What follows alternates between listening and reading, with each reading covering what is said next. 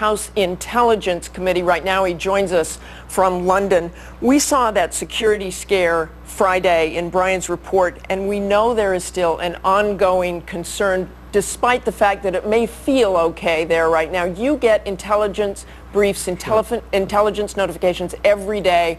What should we be concerned about right now?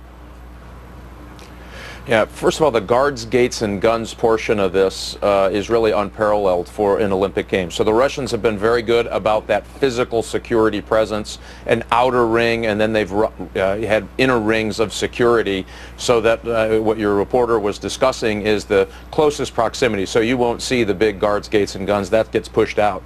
The other part that I think they've done well is aggressive counterterrorism operations, and I think Brian Ross talked about that earlier. They are aggressively pursuing leads that they have. Some include kicking in doors and taking people down in the way that they did in Dagestan. That is a preemptive counterterrorism strike to try to secure the games. Internationally, the intelligence is as never good as I've seen it, or is as good as I've seen it. Excuse me. So the Brits are working with the French, are working with the United States, and everyone in between to try to find those pieces of intelligence that might help protect the games. The one last weakness, and this was the tension between Russia and the United States, is that internal sharing of intelligence that we believe would be important. You know, a few weeks ago we saw those reports about the so-called Black Widow suicide bombers. Those women have not been found. How big a threat is that now to those games or outside those games? Well, you have to take them at face value. They have had successful events. They blew up a train station and 2 buses within the months leading up to the event.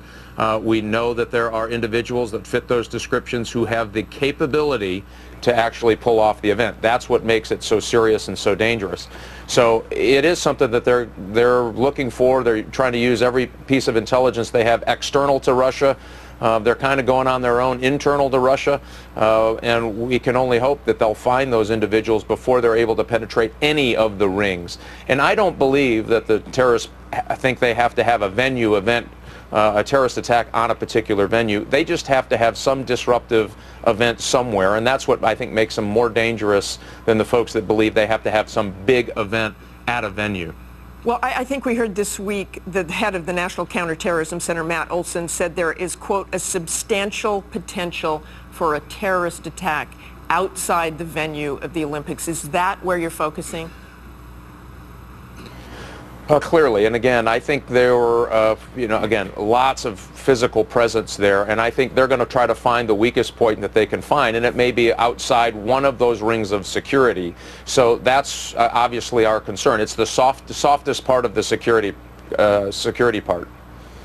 And just quickly here, if there is an incident, do you believe the United States is prepared to evacuate the athletes?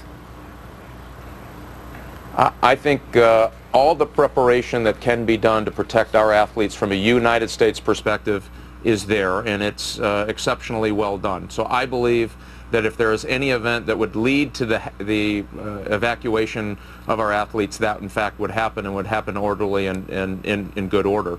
Again, we were hoping that the Russians would share more internal information on security threats. So the operation in Dagestan is a great example.